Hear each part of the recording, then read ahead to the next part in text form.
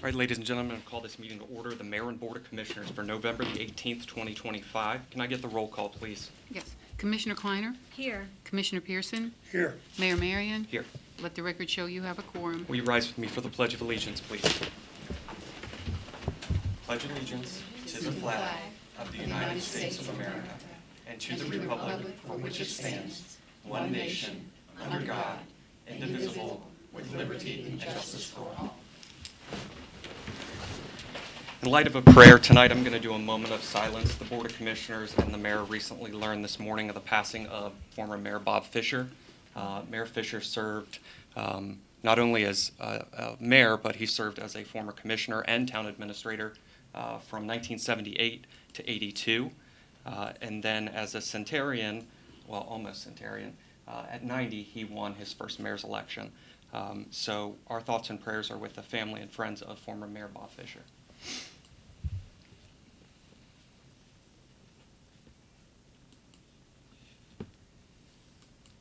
Thank you. All right, quick opening statement. We do have a public hearing tonight. A lot of these ordinances were previously posted for a long period of time on our town website, as well as announced at the following town meeting that we had prior. These will be covered by the town administrator. I need to go ahead and get a motion to suspend the Mayor's and Commissioners' town meeting to open up the public hearing. Make a motion. I second it. All right, we are now in public hearing. Town Administrator, can you give a brief presentation on what the citizens' comments are for in regards to the public hearing tonight?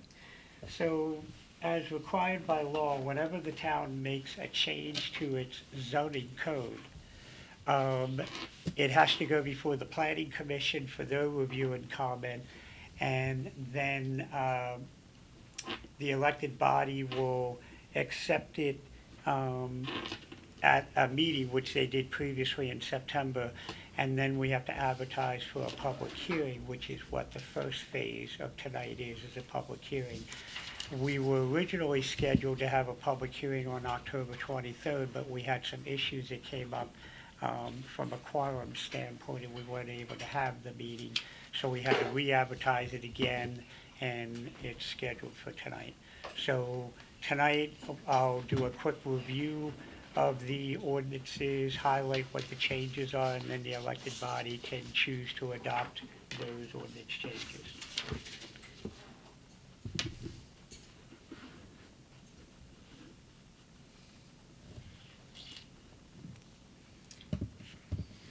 So the first one that we have, would you like me to proceed into those now? Yes, please. Okay. Thank you. I'm sorry, I apologize. I'm trying to get the town attorney on the screen here at the same time. So, the first ordinance we have is ordinance 2025-03. And we have some new people in the audience, so to sort of educate everybody on the process.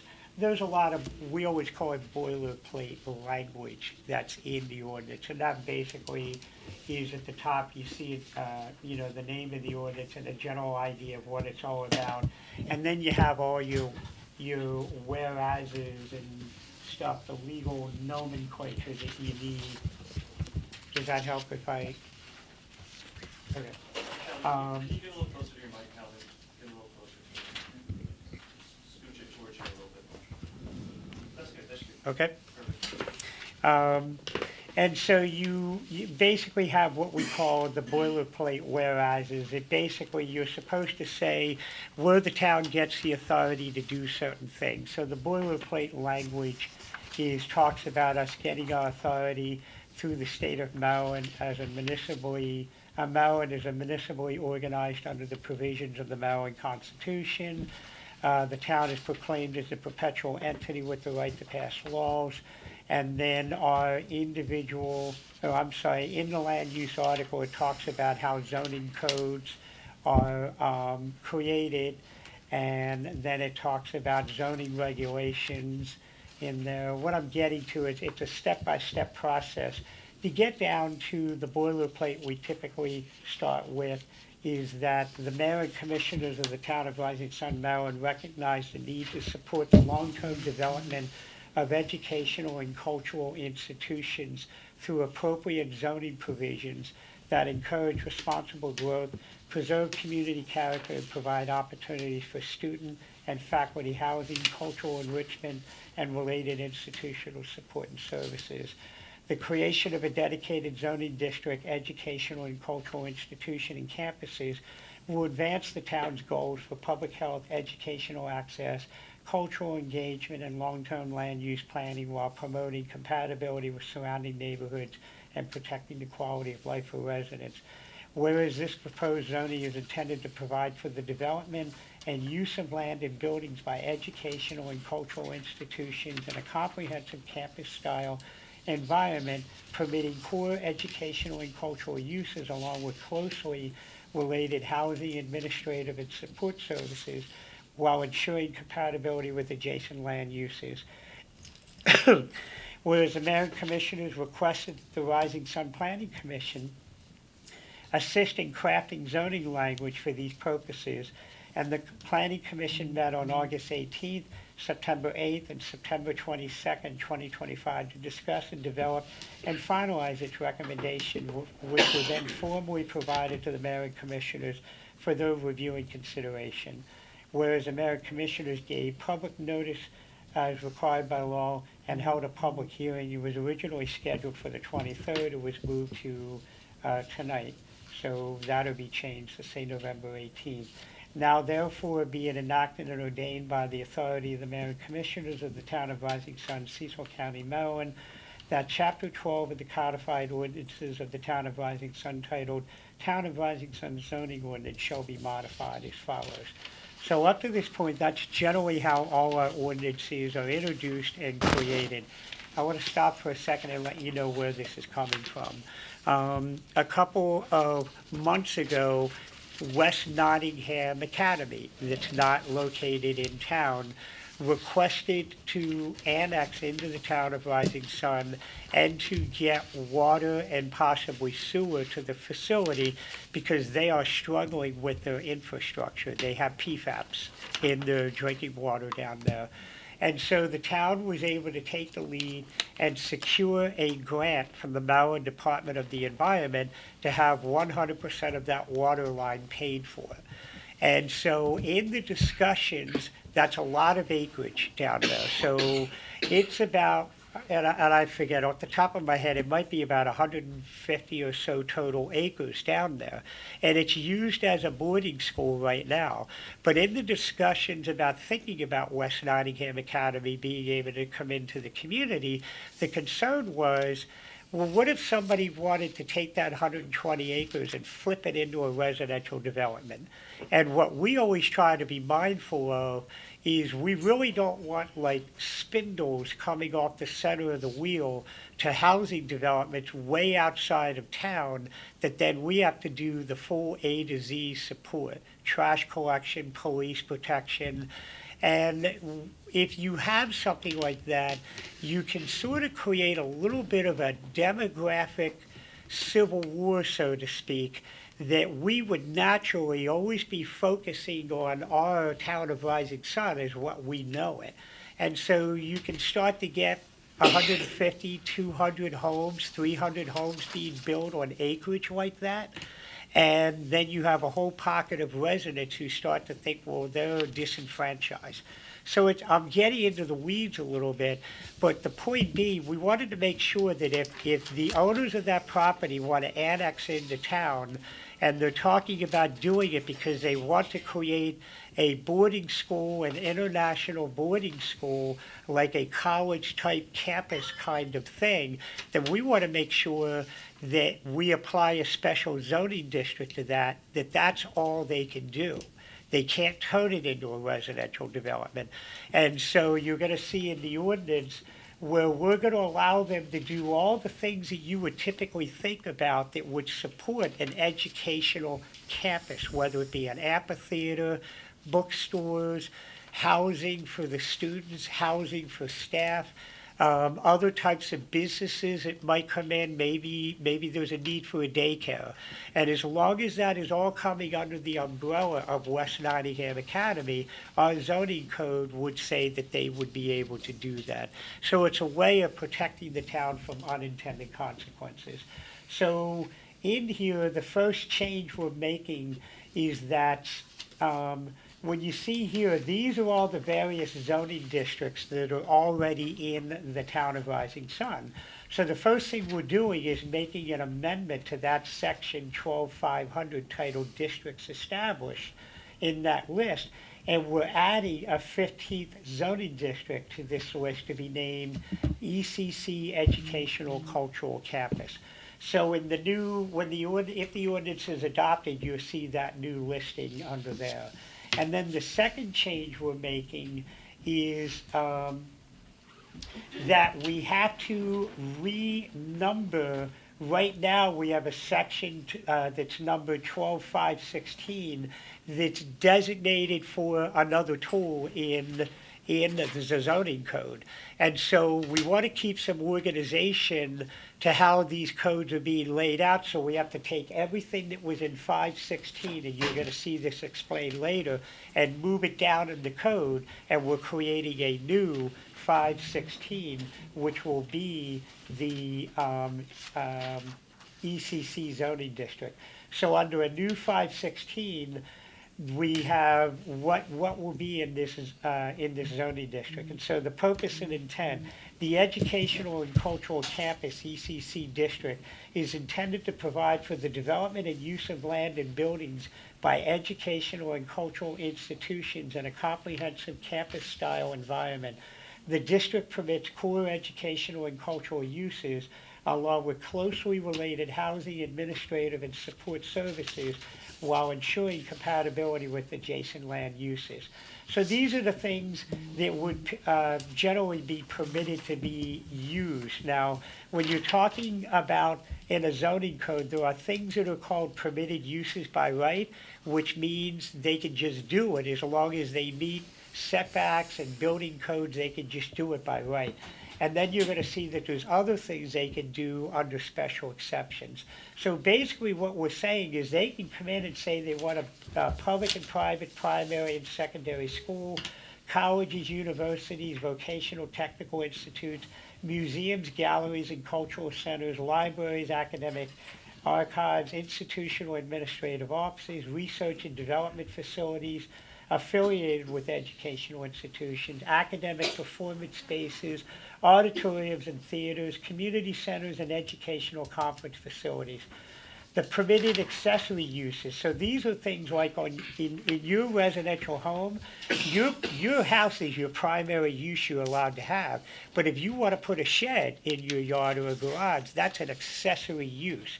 And so all the zoning codes provide for those types of accessory uses. So you have to apply the same thing here. So we're talking about things that would be ancillary to the primary use, but they're intended to support the primary use. So you can see the list here, student dormitories, on-campus faculty and staff housing, dining halls, campus bookstores, recreational and athletic fields, on-site maintenance, security, and utility buildings, child care centers operated by the school, health clinics serving students, faculty, and staff, religious facilities associated with the campus, commercial residential mixed occupancies that are operated by the school for the purpose of providing housing to students and staff for school only.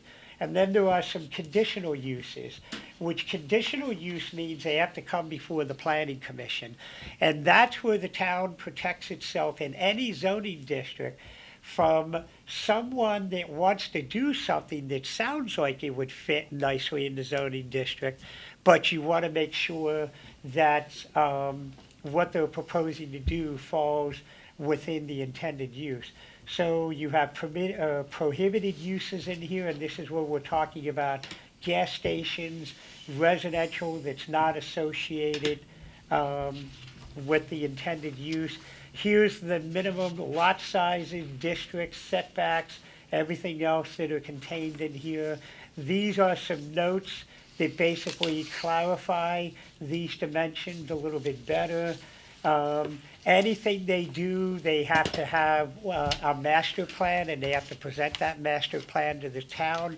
So we always have the opportunity to make sure that what they're doing, their short-term goals and their long-term goals, always meet what is intended in the zoning district. And then obviously, everything they do has to be reviewed by the town and the planning commission before they can do it. And then the last amendment is to take all that code section that we had to move and just say we're going to renumber it. So what was 516 to 521, what was 516 to 521 will now be modified to 517 to 522. The rest of it is boilerplate language that talks about the legality of an ordinance. So we've sort of went quickly through all the changes. So that is that ordinance there. How did we have it in the agenda? We were going to go through them. Yes, you can entertain citizens' comments. Regarding this specific ordinance, would anyone like to speak this evening?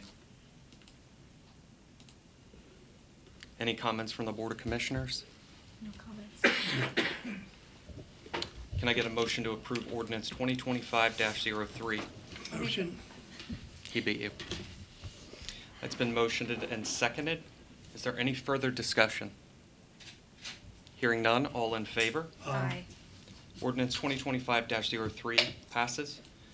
Do you have ordinance 2025-04, Calvin? Yeah, this one's a much easier one. This is nothing more than changes to the daycare provisions. So in our community, like a lot of communities, you want to regulate to some degree daycare facilities. And we found that we had some language in our zoning code that was incredibly restrictive against daycares. And it had dimensions and areas that were sometimes 5 and 6 times larger than what the state requires, and the state is the one that's going to give them the license to do it. So I'm not going to go into all the boring details, but basically what we're doing is changing the language so that it matches what is in the state law. That doesn't mean that people don't still have to come before the Planning Commission and the Board of Appeals to get approval for a daycare, because every location is a little bit different. So somebody wanting to operate a daycare out of their home, no two homes are the same. So the Planning Commission and Board of Zoning Appeals still gets an opportunity to look at those and set conditions, but at least we're not dealing with ridiculously restrictive areas. For instance, you had to have 1,000 square feet per child in a residential home to operate a daycare. So since I've been here for 18 years, we've had like 15 variances issued on that because nobody's going to turn it down.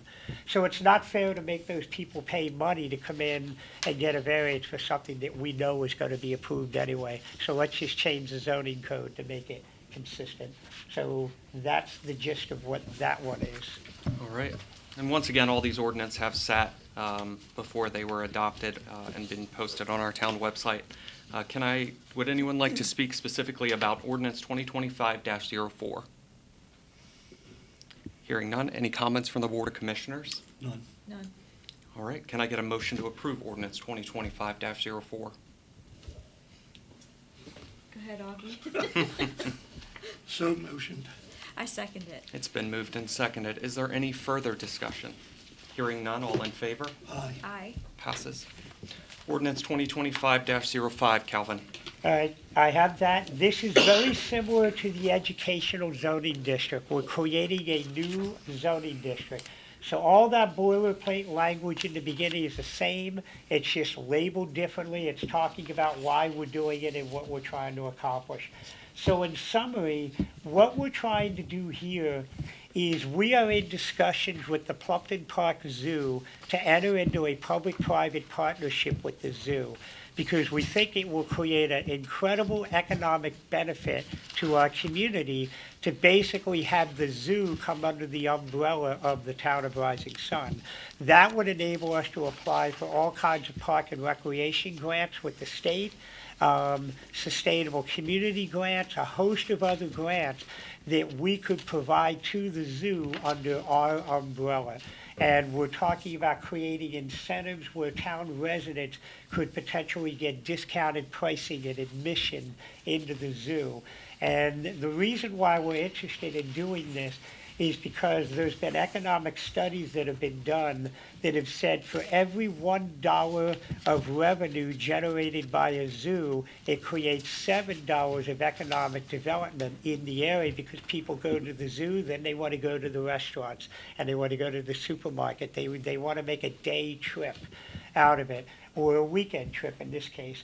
So the one caveat note I have up here is, if you remember, we just adopted 2503. And so what's in this document here is saying that all the numbering that I proposed here is contingent upon the passage of 2025-03. If 2025-03 did not get passed, we could still pass this one, but I would have to go in and grammatically change the numbering, because this keeps sliding all the language further down in the zoning code. So if you remember in the last ordinance, I talked about that list of what's in there. Now you see the other ordinance created the educational cultural. So it got passed, so that's technically what the existing code says now. And so it's the same setup. You get into all of the items that are what the purpose and intent is of this zoological district. We're talking about improving animal welfare, ecotourism, enhancements of regional character. We want to bring a lot of amenities to our town by entering into the public-private partnership, but we need to create a zoning district for them. So you can see all the natural stuff that would be permitted in there. It's all zoo-related and visitor-related in here. There's your accessory uses, which means, large-scale, small-scale playgrounds and renewable energy resources available to help the zoo be self-sufficient. That kind of stuff would be permitted. Conditional uses, so if they want to put an amphitheater in of more than 200 people, so if you've ever gone to a zoo or a theme park, you might sit in a little exhibit area and maybe they show you the alligators and the crocodiles and stuff like that. So that's okay if they do that on a smaller scale, but if they're looking to do something at 200 seats more, well, now you got a lot of traffic coming to the area, and we want to make sure that it's good from a public safety standpoint, and we're aware of everything that's going on. So those are the kind of things that they would come in and get permission for. The type of things that are not permitted are things that are not related to a zoo. Again, we don't want that 123 acres to turn into something that we didn't think was going to be when we bring them into the fold. There are all the lot setbacks and coverages and the notes on how it explains that. They, again, would create a master park site plan so we can see what they think they're going to do over a two-year period, 5-year period, 10-year period, so everybody's on the same page of what they're trying to do there.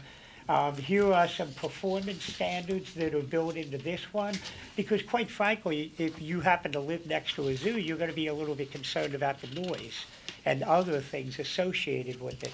So we have basically performance standards of what they have to meet when they operate that zoo if they're going to be in the town of Rising Sun.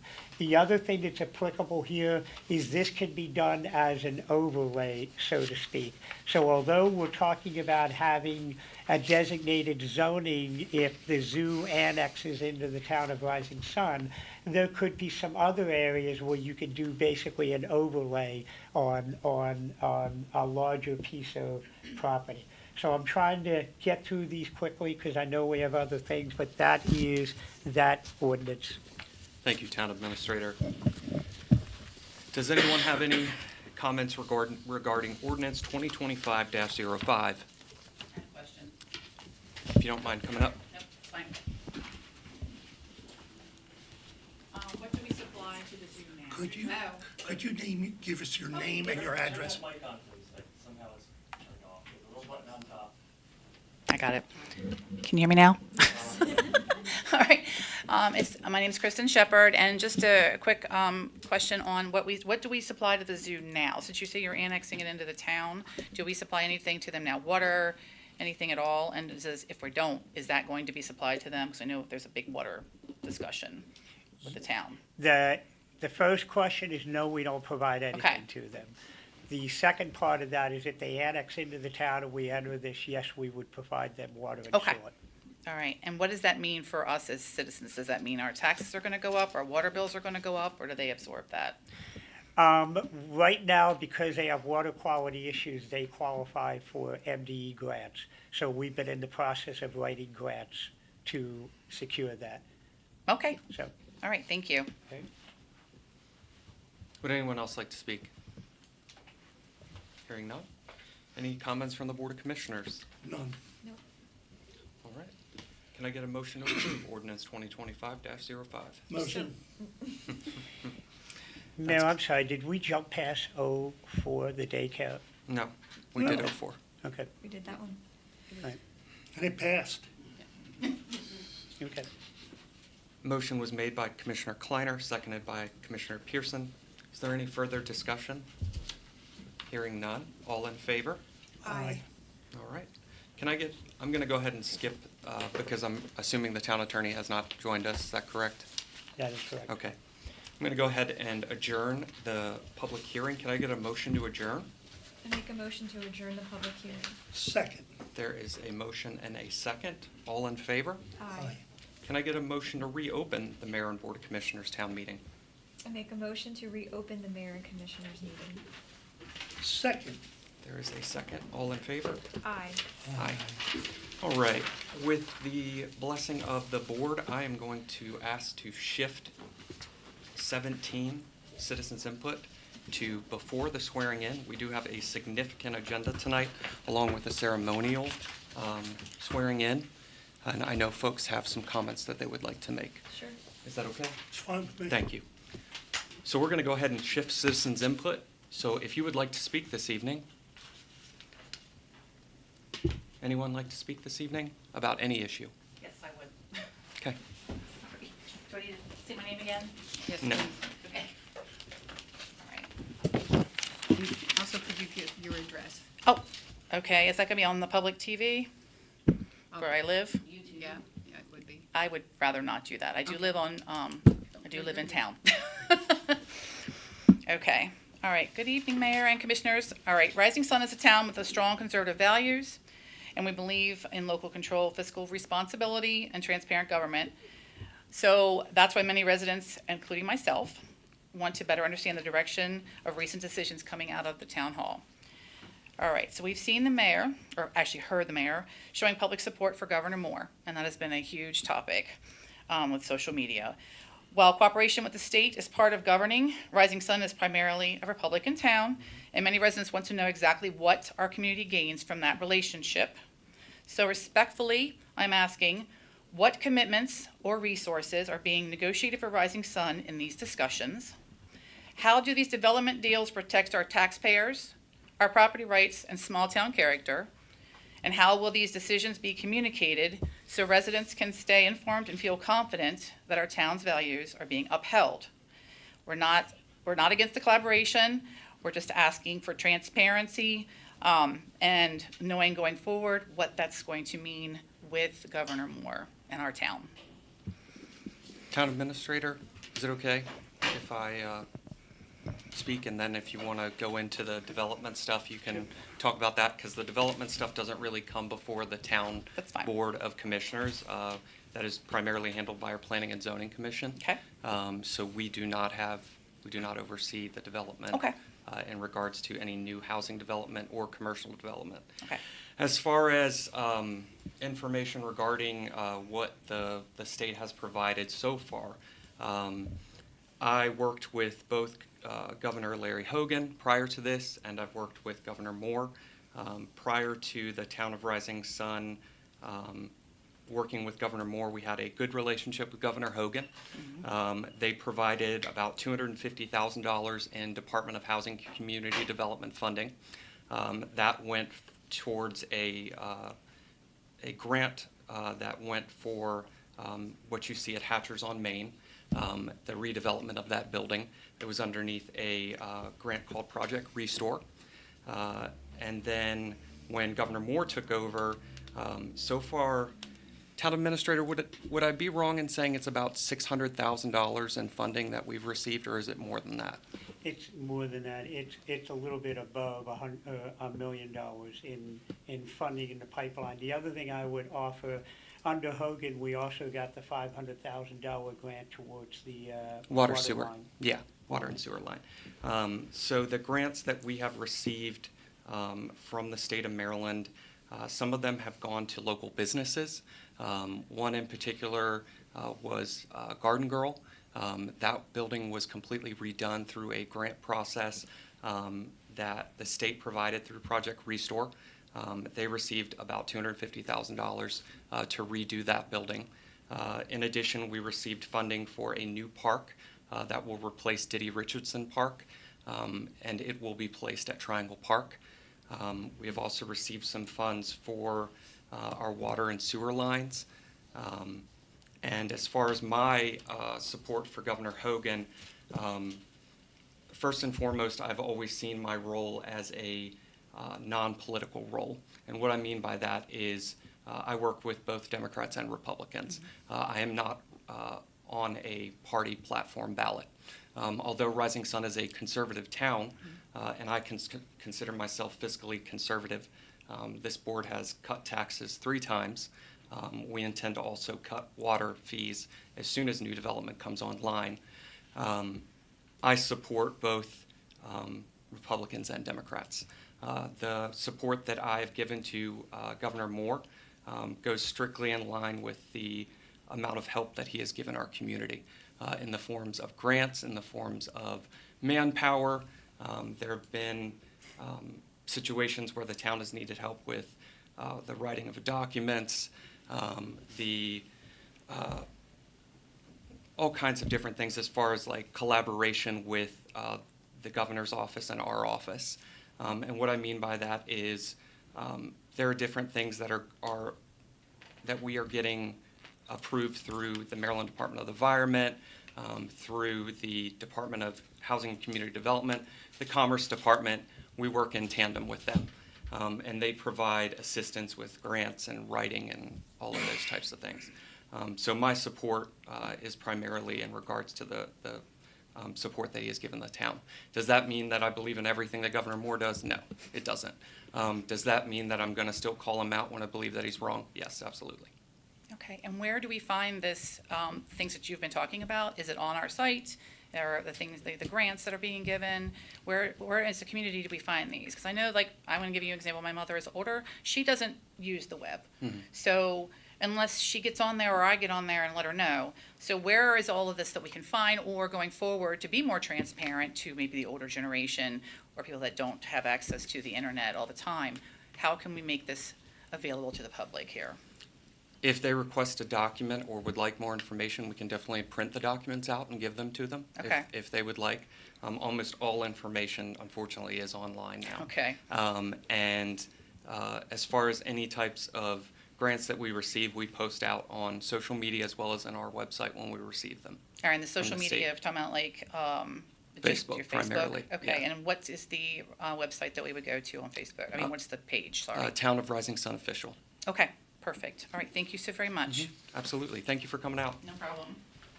Did you want me to answer the development? Oh, yes, question? please, Calvin. Sorry, you did ask that. The other thing I would like to add on that is, number one, Jane Bellmeyer is always doing stories on grants that we get. We talk about them all the time at our town meetings, and you at the planning commission Right, do. and I know a lot of what you're talking about. And you remember historically how I laid things out? Mm-hmm. I actually, the board looks at me a little sideways because I often like to try, I look at the audience in the room and I want to bring them up to And speed we on things. appreciated that. So, from a development question you were asking me, we have changed a lot of ordinances, as I had spoken at the last planning commission meeting, to protect the town from the old way development used to happen in this community. And that sort of manifested itself last night in our planning commission meeting because we did not blink with the development community. We made changes. They didn't like some of those changes, but we held our ground. And I think there's a couple of things that are really important to talk about.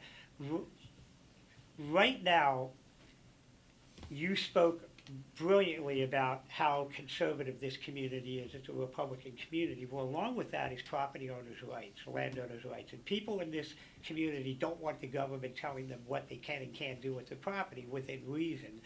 And so what gets lost in everything we do is people believe that we just allow the development to come in here and do what they want. We don't. We're limited on what we can regulate, what they can do, and we've made a lot of improvements in our zoning codes to make sure that they're doing what's good for us compared to the way it was 20, 30 years ago.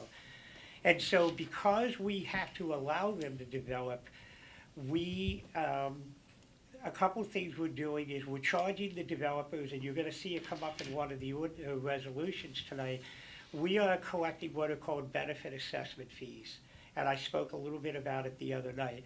What benefit assessment fees are is that the town of Rising Sun back in the day was told by the state of Maryland, your water system is failing and your sewer system is failing and you have to fix it. And they weren't really particularly concerned about how much money it was going to cost because they didn't really provide any grant money on it. So as I've said before, the town had to spend $26 million on the backs of basically 1,000 rooftops in our community. And that's why the water and sewer rates are so high. But one of the things we did is we invested more money in some of the things like the water line, so that instead of our residents being stuck with a high water bill for the next 40 years, because we didn't have $26 million in the bank to be able to do that, nowhere close. So that would have required us to go out and get financing. And anyone who's done a traditional market finance of a 30-year loan, no matter what time you're talking about, you're still talking about anywhere from 6 to 12, 13% interest on that. Well, what we're able to do is go through the United States Department of Agriculture for like 1 and 2% loans over a 40-year period. And so it gives you an annual debt load that you can have a better shot of absorbing, but you have to pay it over 40 years. And so let me say it to you this way, unless the town of Rising Sun won a lottery and got $26 million, if we throw more money at USDA, all it does is lower the amount of years that it has to be paid off.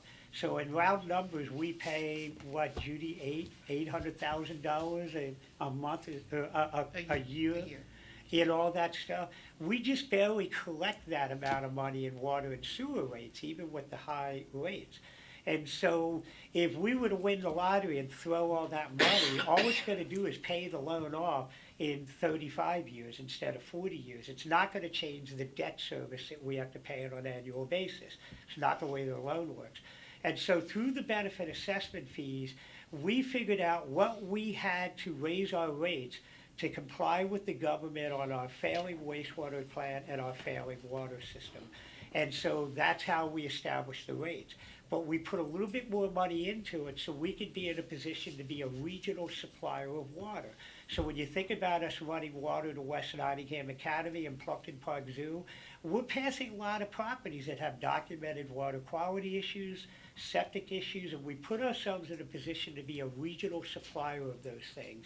In addition to that, with the fact that we have property that we're obligated to allow to develop, we are charging what are called benefit assessment fees.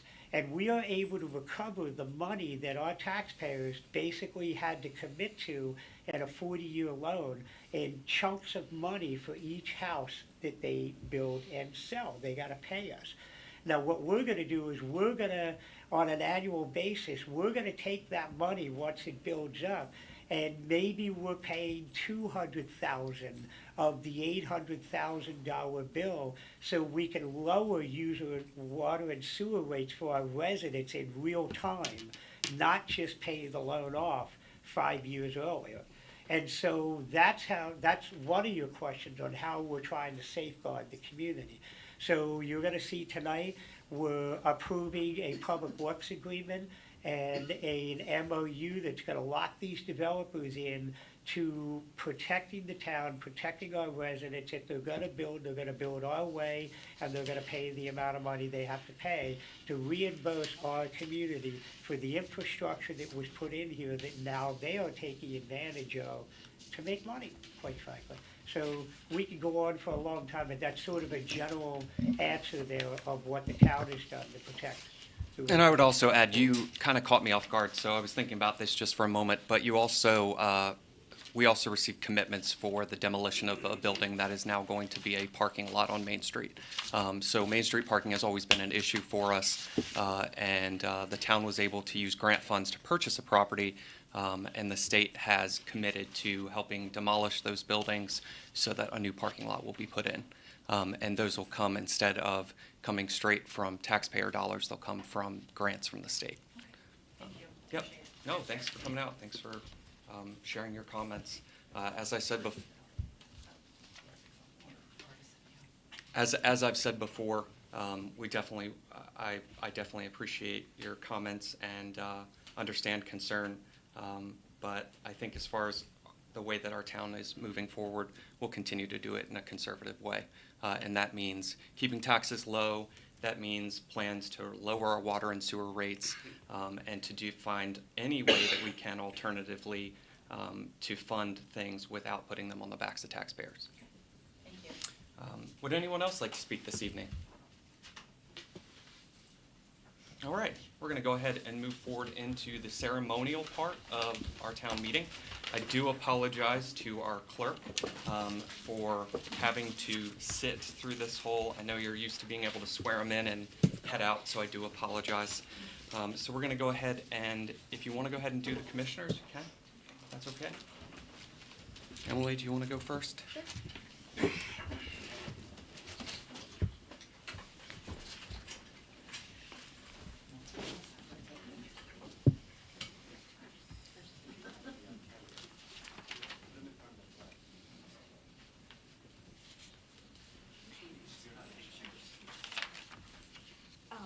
How do you want me to be posed? Pardon me? How would you like me to pose? Yeah, you just do your thing.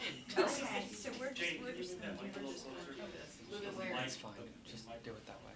Closer. That's as good as it gets, it's stuck. That's good, that's good, that's good. Okay, thank you. Please raise your right hand and repeat after me. I, Emily Kleiner, do affirm I, Emily Kleiner, do affirm that I will support the Constitution of the United States, that I will support the Constitution of the United States, and that I will be faithful and I will be faithful and bear true allegiance to the state of Maryland, and bear true allegiance to the state of Maryland, and support the Constitution and support the Constitution and laws thereof, and laws thereof, and that I will, and that I will, to the best of my skill and judgment, to the best of my skill and judgment, diligently and faithfully, diligently and faithfully, without partiality or prejudice, without partiality or prejudice, execute the office of Town Commissioner execute the office of Town Commissioner according to the Constitution according to the Constitution and laws of this state. and laws of this state. Congratulations. Thank you. You're welcome. I'll just fill out your name, signature, and address.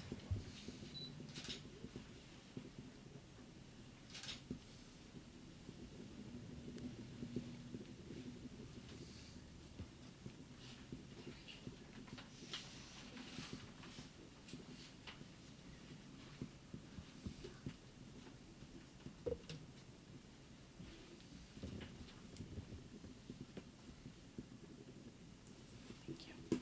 Thanks. Frank?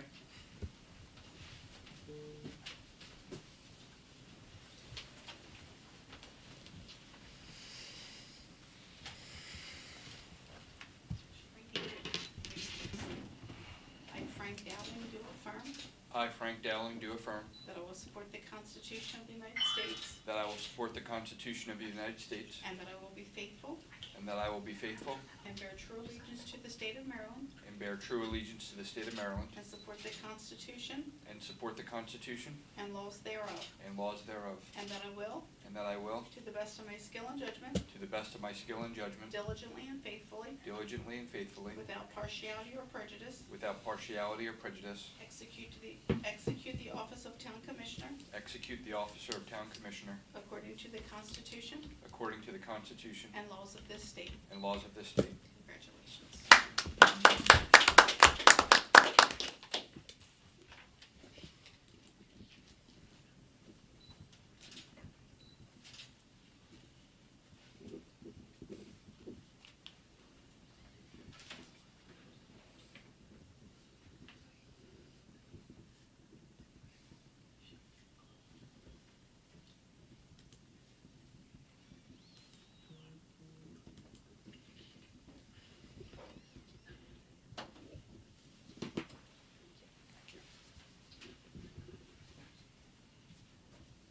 Frank, if you'll give us just a moment, as soon as we're done the swearing in, we'll get you up here.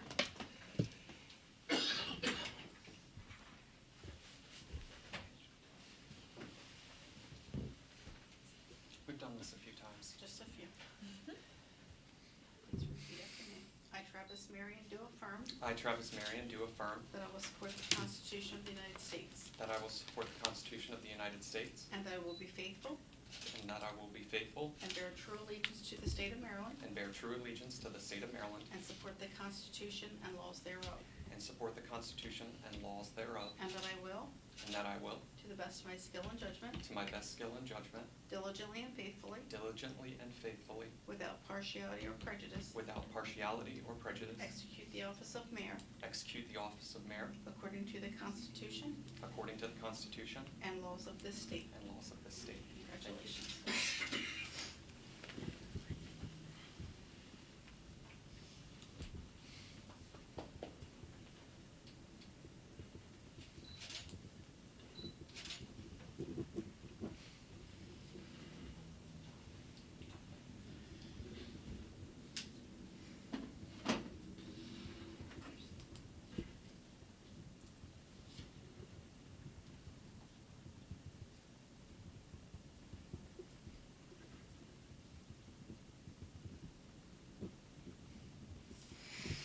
Sorry for holding you up. No Thank you so much. You're very welcome.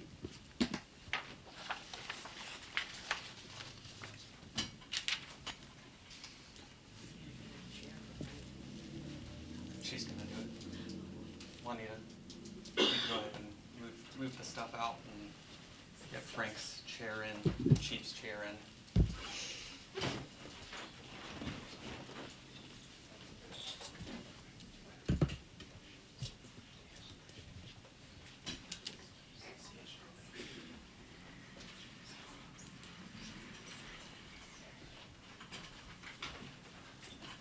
Thank you guys for coming out.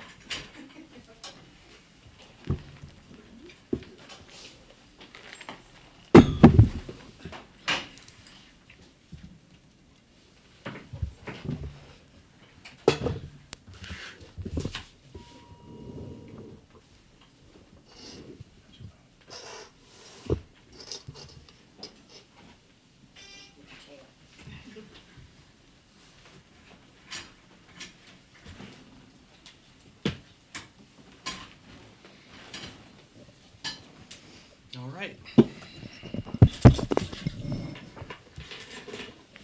And Commissioner Dowling, there are a few things on the agenda that I know you haven't been here for, so we're assuming that you'll probably recuse yourself, which is completely fine. I also wanted to add that, as you can see, we do have an open spot for commissioner. The town of Rising Sun will be putting out bids, or not bids, we'll be putting out interest for those that would like to potentially become a commissioner. And that interest we will post on social media as well as on our website and potentially in our water billing system so that those folks that don't have the internet will know. If you are interested, the mayor and board of commissioners make $325 every 3 months, no benefits, and no retirement. So if you are interested, please contact the town of Rising Sun. We'd love to have you. All right, moving forward into a consent agenda. you will see the approval of the 9/30/2025 town meeting video summary. Town Administrator, do you have that? Oh, I'm sorry, Town Administrator, do you have the consent agenda? Yes. Again, just as a quick refresher and for Frank, there are certain things that are sort of considered boilerplate. So you put them all together in a consent agenda. The elected body can say, yes, accept the consent agenda and make one motion to approve everything, or they can request that an item be pulled out and put someplace else. It's done to try to save time on some simple things. So what you have before you is the approval of the town meeting video summary. We also have Resolution 2025-23, which this is sort of a standard process. The town does not buy cash flow vehicles out of pocket. We finance them over a period of time. We find that it gives us greater flexibility in keeping our equipment up to date as opposed to spending all our money on one vehicle and then being done. So we have several of these tax-exempt leasing programs, and every couple of years, one will get paid off, and then we enter into a new one. So what you have there in that resolution is a standard resolution that we have to pass for the benefit of the leasing company that verifies that the elected body has approved it. So basically what we are doing is approving the financing of $143,145.71. That includes principal and interest, and that is for a 2026 Ford Super Duty F-350 fully equipped, Kawasaki Pro Walk mower with equipment, basically a walk-behind, Thank you. some various lighting for the Public Works vehicle. When you drive down the road, you see the yellow lights on it. That's additional equipment that doesn't come from the manufacturer. We also want to replace the roof and the supporting post down at the Veterans Park Pavilion. That thing is upwards of maybe 20, 25 years of age down there, so we want to put a new roof on it. Was Yeah, the last time that we did work, was that when you and I went down there, Calvin, and did that? Yeah, we were replacing trim boards and stuff like that. So basically what's gonna happen is we have someone coming in to jack it up, to support the roof, to put a better post system underneath it, because it really is a pretty cool looking structure from the underside. But we need to put a new roof on it because it's rotted away. And then we're also at the dog park. Believe it or not, our dog park is a little over 10 years of age. And the doggy turf that's down there is starting to wear out. And so we're looking to get a replacement of that turf. Some electrical upgrades at the Public Works garage, and then a Lenovo ThinkCentre desktop computer with equipment. So again, this gets financed over a couple of years. The finance rate is 5.19% there.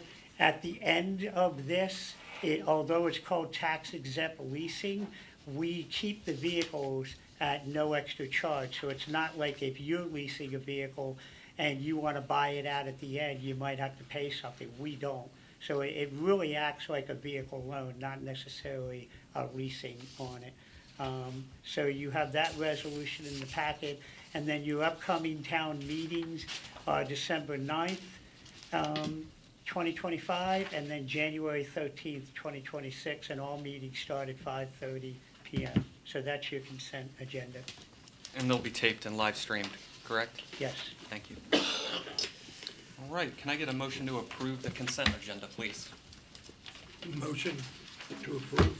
I second it. It's been moved and seconded. Is there any other discussion? Hearing none, all in favor? Aye. Thank you. All right. Moving forward into unfinished business, ordinance 2025-06, which is chapter 8, the revision of the proper design of the water and sewer system. Town Administrator, do you have that? Yes, I do. So as you can see, Zoom is still hijacking my computer here, so we'll just forget it. So we're looking at 2025-06. Let me bring that up real quickly.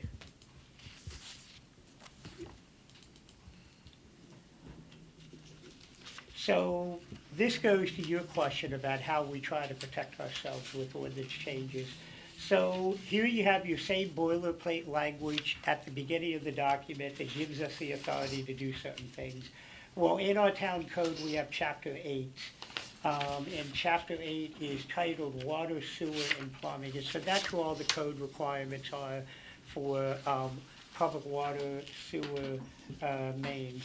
And so there's an article in there titled Proper Design and Construction of Water and Sewer Systems. And so basically what the elected body wants to do is to establish clear lines of responsibility for the administrative management and enforcement of Chapter 8, ensuring that authority to implement, oversee, and enforce the rules and regulations of this chapter is properly defined, and to retitle certain articles and sections so that their headings and content are more closely aligned with the subject matter and intent of each. So really what we're looking to do here is that we're renaming Article 1 called General Provisions and Scope of Services. Amendment 2 will be renamed Enforcement, Service Availability, Use, and Restrictions. Amendment 3, a new subnote 3 will be added to read as, the town administrator or the duly authorized designee shall have the authority and responsibility to administer and interpret and enforce the use rules and regulations established by the commissioners under this chapter, including but not limited to the issuance of permits, enforcement of restrictions, implementation of operating policies necessary to ensure compliance with the town's water and sewer requirement. Basically what we're saying is when we're in the land development process, we get to interpret our code, not the developer. And so it makes it very clear. One of the changes in section 201, I'm not a big fan of having a paragraph in a code without a title before it, which means you're thinking, wow, I know that's somewhere in the code, and you have to read all the paragraphs to get to it. So every once in a while, basically what I'm doing is putting a title to what this paragraph is. So the language was already in there, I'm just calling it mandatory connections, so somebody can easily find what a mandatory connection is. The other new language we're adding is point of connection. All required connections to the town's water and sewer system shall be extended from the public main to the structures on the property that are intended to be served. For the avoidance of doubt, the obligation to connect is not satisfied by extending service only to the property line or lot frontage. Each building requiring service must be directly connected in accordance with the applicable plumbing, building, and health codes, and such connection shall be maintained in good working order by the property owner.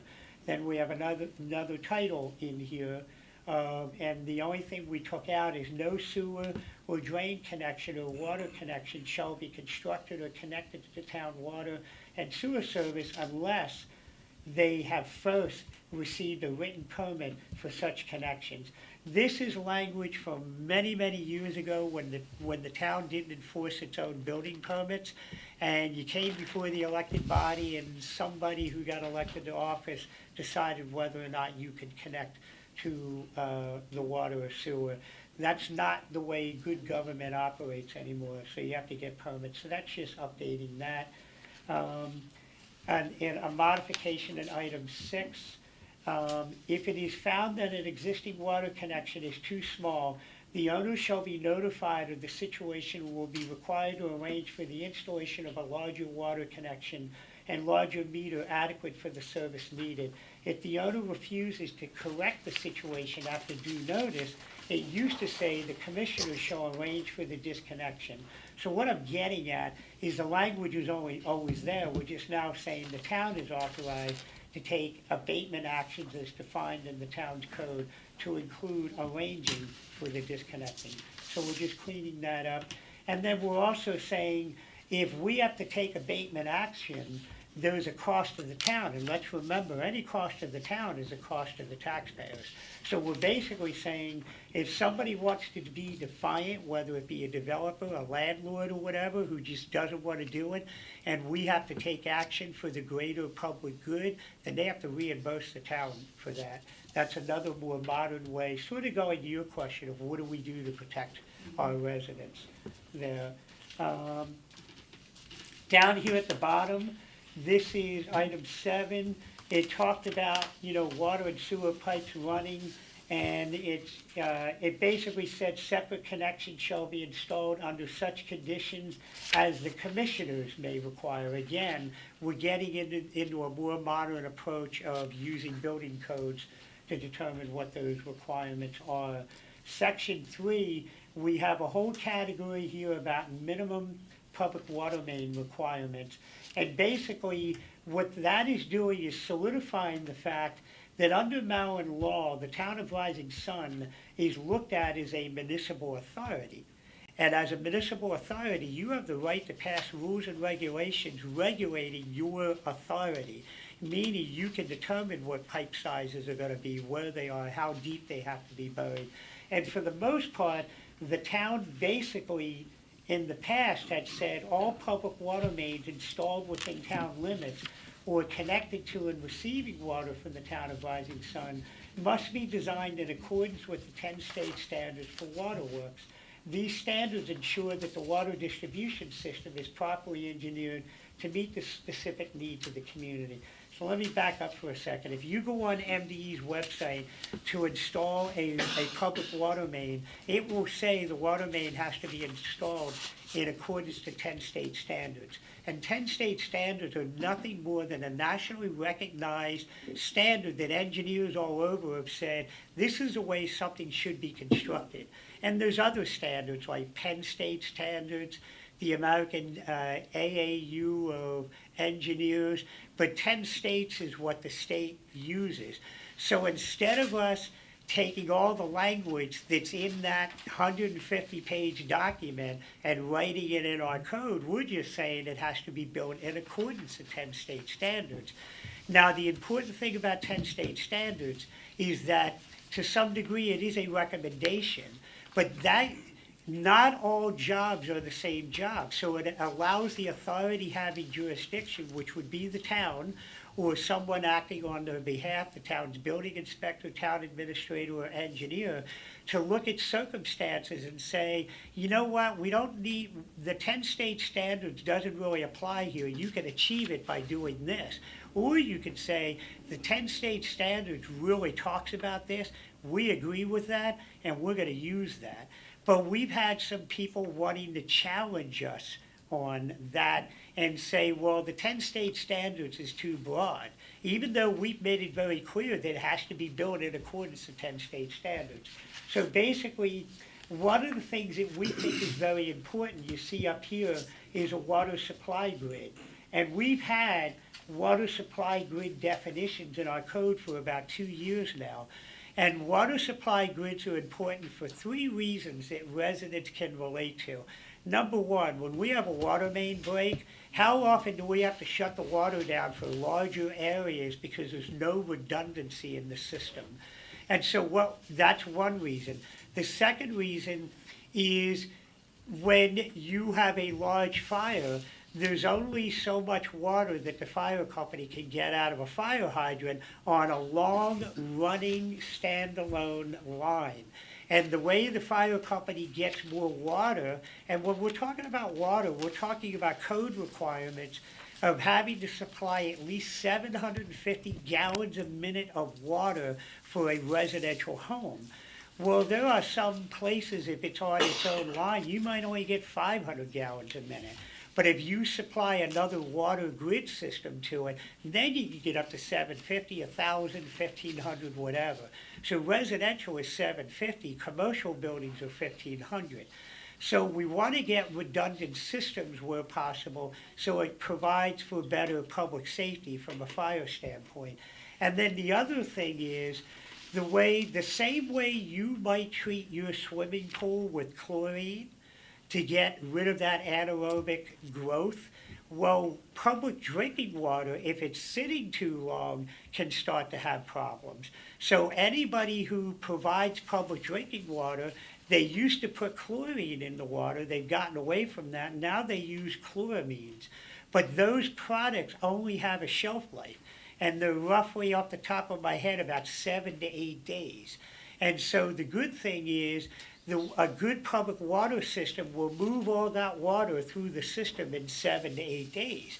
But if you're on a dead-end main, in the case of a couple hundred houses, or not a whole lot of houses, and there isn't a lot of water activity, the third reason for wanting to have a redundant system is that water can sit in there. And when you have a redundant system, a neighborhood 1,000 feet away, when they're flowing large amounts of water, they would suck the water from the pipe of the other development, so the water moves. So we want to make sure that any new developments coming forward are not building what I like to call, a couple hundred houses on the end of a tree branch, and when you cut that tree branch off, representing a water main break, then you have hundreds of houses that don't have water, and everybody's upset. And so we just want to make clear, although our code already provides us with the ability to do it, we're like, okay, you're going to keep asking us, we're going to make it more specific in the code. So that's one of the things that we put in here. And then the other thing we wanted to make sure is that we require all of our water mains to be 8-inch. Because you won't believe the amount of entities, even some government entities, that forget about fire safety, quite frankly, and they want to do things like 2-inch water mains and 4-inch water mains. And we don't want to be a part of that. And if we're going to be a regional supplier of water and somebody wants our water, it's going to be done by 10 state standards. And so it's going to be a minimum of an 8-inch water main so that fire suppression is met and then potable water quality is met also. So we're just strengthening this section of the code to make all of that clear. So that's that ordinance there. Yes, I think, Augie, you had a question? I actually have two. Right. This now takes a language out of anybody who wants to hook in, maintaining either a private well system or a septic system, if they're going to hook into our system. Well, let me answer that two ways. This really doesn't address that, but the health department will not allow them to operate those two systems. And then as a water authority, to your point, we would want to eliminate cross-contamination, and under 10 state standards, you don't want to have that. So as the authority jurisdiction, we would say you have to decommission your well Now, as a result. how will this affect the few properties that we have in town that are water only? It has no effect on that. No effect. Yeah, so we're not telling somebody they have to connect to sewer if they're not on sewer now or vice versa. Okay. The second thing is, do we have any idea how many residents have undersized supplies going into their house? Well, that's interesting, and I want to make clear that I'm saying we're not going, first of all, the grandfather that they're undersized. Right, yeah. But if they have to build something larger, it's not uncommon for a lot of our older systems to have 5/8 diameter service lines coming into their house. Before fire sprinklers were required, it was generally recommended to be on a 1-inch service, and now that fire sprinklers are required, if you can't meet the hydraulic calculations that are needed on the residential fire sprinkler, then at a minimum, you have to have 1.5 inches in there. But none of that is going to be retroactive on existing property. So Okay. whatever they have, they can continue to have. Would anyone like to add any more comments? Hearing none, can I get a motion to approve ordinance 2025-06? I make a motion. Every time. Sorry, I have a bad habit of turning that off. Ordinance 2025-06 was motioned by Commissioner Kleiner, seconded by Commissioner Pearson. Any more discussion? Hearing none, all in favor? Aye. Passes, thank you. Ordinance 2025-07. Town Administrator, do you have that? Yes, I do.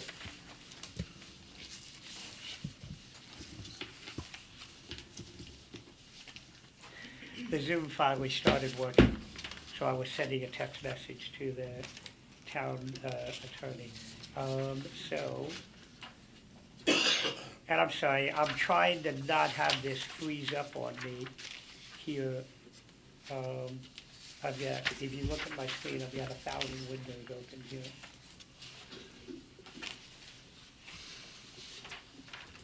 All right, so we're doing 07, correct? Yes. All right, so this one here is, this is a change to Article 9 of our current code. And Article 9 is titled Finance, Taxation, Business, and Trade. And that's basically where everything we do financially is all covered in that code section. And again, you picked the ideal night to come and ask for questions about how we're protecting the residents, because here's another example of it. So within our Chapter 9 is that there are provisions in which the town can collect those adequate public facility fees, the BAFs, benefit assessment fees in there. And so when we talk about a developer or a landowner having the right to develop, and we talk about them wanting to get the benefit of the water and sewer that our taxpayers had to pay to get to this point, they're naturally, when they want to make big investments, they've got to mitigate their risk, so to speak, by saying, I want to get my investors together to buy this property for $10, $15 million. I got to get my investors lined up, and I want some guarantees. Well, obviously, if they paid the benefit assessment fee, they would have all the guarantees they want on it. But nobody wants to make, and in some cases, we're talking millions of dollars of benefit assessment fees. So nobody's going to make those investments when they haven't even come before the Planning Commission for any approvals. But yet, they're in a catch-22 because they want to get their investors lined up. So what we came up with here is we created a whole new section in this chapter behind adequate public facility fees, and we're calling it Sewer and Water Capacity Reservation Agreement. And so what we basically did was come up with a formula, and I'm going to be very blunt, is that if you want our signature to tell you that there's enough capacity for you to be able to develop, if you can get all your ducks in a row to develop, there needs to be a price for us to sign something to say that you have that capacity in there. Otherwise, we're making some type of allocation, and we can't give that allocation to somebody else. So we could have our allocations tied up for long periods of time. And so if somebody has $1 million impact fee that they would have to pay as they build all their locations, if they want us to sign an agreement saying, if you pay the impact fees, we will have the infrastructure suitable for you to be able to develop. If you want us to give you that letter without you having any further commitment, then you're going to pay us 2% of that benefit assessment fee. So they're going to have to pay 2% of that $1 million just for us to sign that agreement, but they don't have any guarantees until they go through the land development process. And so they could go through the land development process and get concept approval, which is basically where you throw it up on the wall and you get everybody's opinion about it. And if they get that concept approval and they're still worried about somebody able to come in and take their capacity, they can pay us an additional 5% on top of that to lock up the amount of EDUs that they want to pay for, but it's only good for 5 years. So they can't hold us up on a several hundred home subdivision for years and years. And they're not refundable. They will get a credit towards the impact fee, but how many times do you go through a community and you see a development that's half done because they went bankrupt? This is going to protect the town, because if you're going to talk a good game about, oh man, we're going to build this amazing development, just give us the capacity, then you're going to pay us non-refundable fees towards that. And then when you finally build all of your properties, then you can pay the full benefit assessment fee and you're good to go at that point. So all this is doing is giving the elected body authorizing the town attorney and myself and as part of the land development to come up with a water capacity reservation agreement. And this ordinance talks about all the criteria that has to be in there. You can see here under an agreement execution fee that they have to pay, the benefit assessment fee, a capacity reservation fee. That's where they got concept approval, but they want to put a little bit more money down. So there's the 5% they have to pay there. If they absolutely want everything guaranteed, then they have to pay the full impact fee. And you're going to see in a couple minutes what that new impact fee is going to be. So here's all the legal definitions, and this is basically just giving us the ability to create this agreement. So you've had this for a month and a half also. All right, can I get a motion to approve the ordinance 2025-07, which is Chapter 9, the creation of the Water and Sewer Capacity Reservation Agreement? So moved. Second. It's been moved and seconded. Is there any further discussion? All in favor? Aye. Thank you. Moving forward into Resolution 2025-18, which is the fee revision schedule. Town Administrator, do you have that? Yes. So in Chapter 9, if you remember the code, the section I just talked about, that lays out the roadmap of how we do things financially. And within that, it says that benefit assessment fees or anything related to land development can be done by a resolution. And I think it's important to take a step back and understand this. The charter is something that you don't want to be changing all the time. That's a general foundation of your business or the town. And so you don't typically change the charter. But a charter will give inalienable rights to the town to do certain things, and you adopt an ordinance. And that sort of sets it in stone. But sometimes you only need to do things that can change at any given time for whatever reason, and you don't want to make it an overcomplicated system, so you pass resolutions. And so the charter says we can set fees.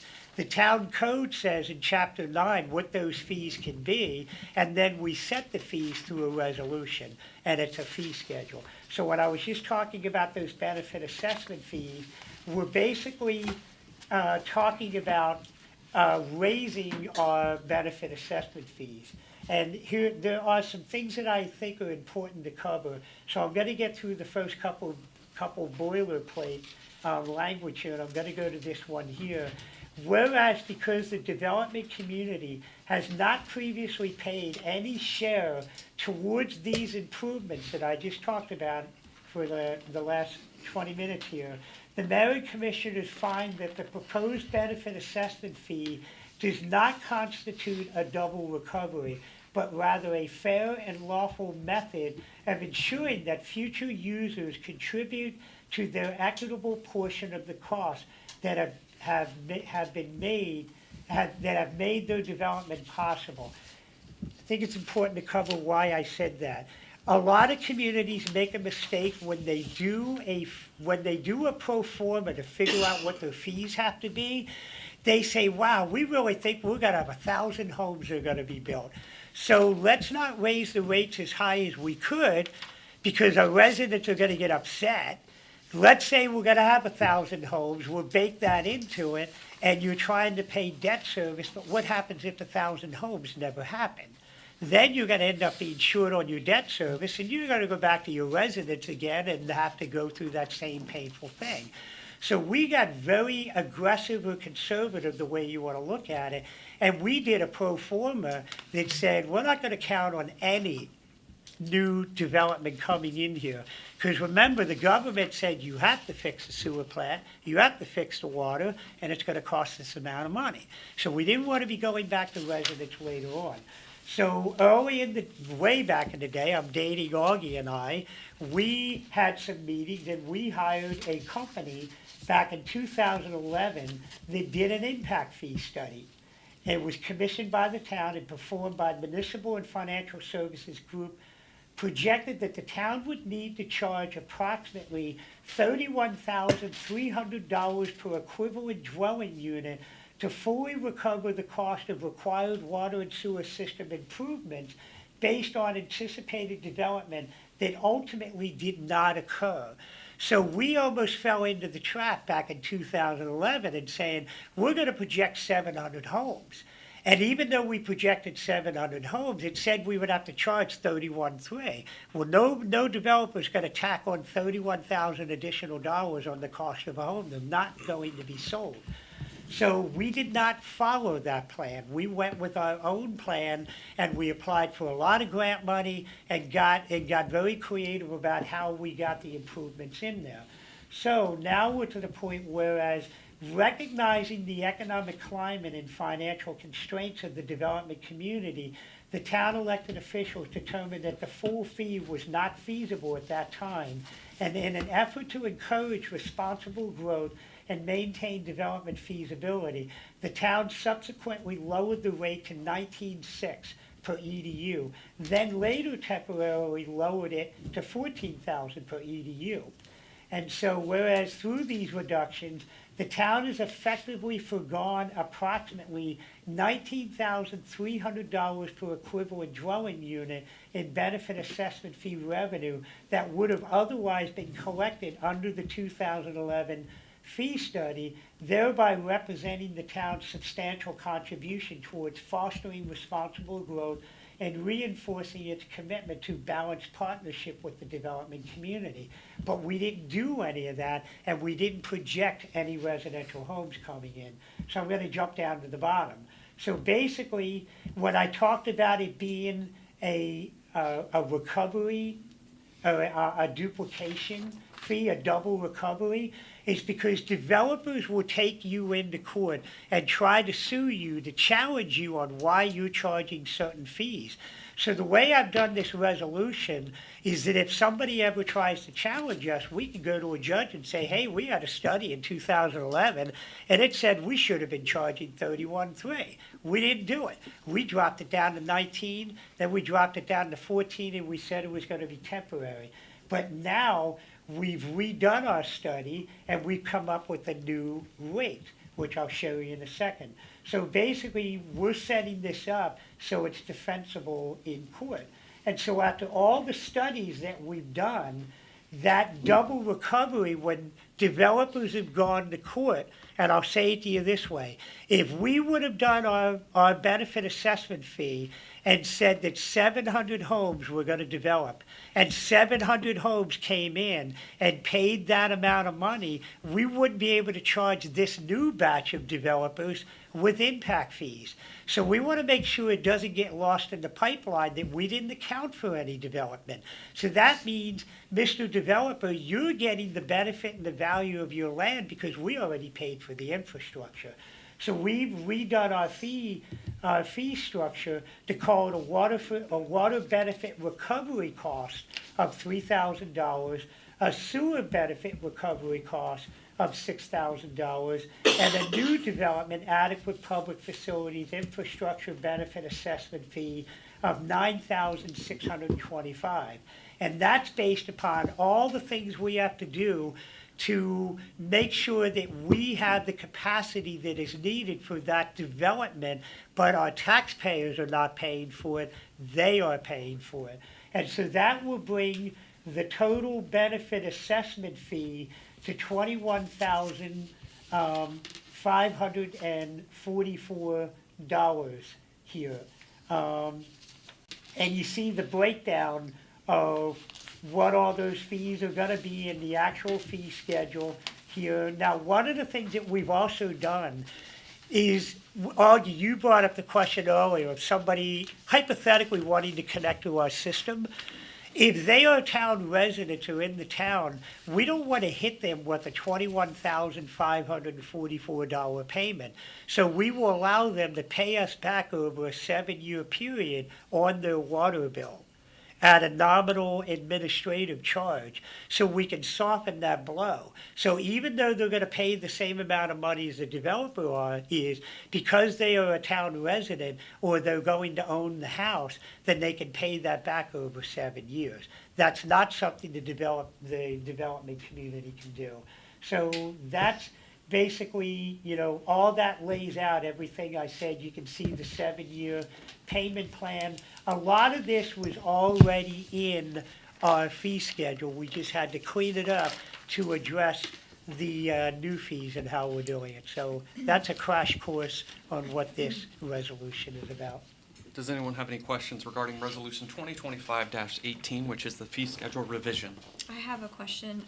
You said 26,544, and in here you said 21. It says 21,625. Yeah, I noticed that there's a typo Is it a in typo? there. That's what I It needs to be thought. 21,544. Thank you. So Calvin, does that mean that the 9,625 needs to be a different number as well? No, because those numbers down at the bottom are accurate. When I made the revision to the code, so it's basically 12,000 on top of 9,000. So that's where you get to the 21,544. But those three things total 21,625. You've got 6 and 6 is 12, and then the 9, 625. So what I'm going to ask you, what we settled on is 21,544. That's fine. So Thank we'll you. make the typo change it. And again, when I was talking about all the negotiations we've been doing, this is an example of it getting lost and everything we've been trying to hammer out over the last Right. 2 weeks. So 21,544 is the Yes. correct. Yes. Any further questions? Hearing none, can I get a motion to approve Resolution 2025-18? Motion. Second. It's been moved and seconded. Any further discussion? Hearing none, all in favor? Aye. Thank you. Thank you for that explanation as well, Town Administrator. Yes. Moving forward into new business, the amendment to the town trash and recycling contract. Do you have that? Yeah, I think I'm supposed to have it.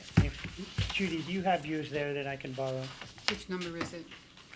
It's not a resolution, it's not an ordinance. All right, I found it. Town of It's buried in Charlestown? my packet. Is this it? I got it here. Okay. So basically, in our efforts to work with the other communities, look, you've heard me say this before. We have a great relationship with the states, but that doesn't mean it's a perfect relationship with the state. And we try to have a good relationship with the county, but sometimes we run into a wall at 100 miles an hour, to be quite frank. And so we try, sometimes we're left by ourselves to do everything that you had asked about protecting our residents.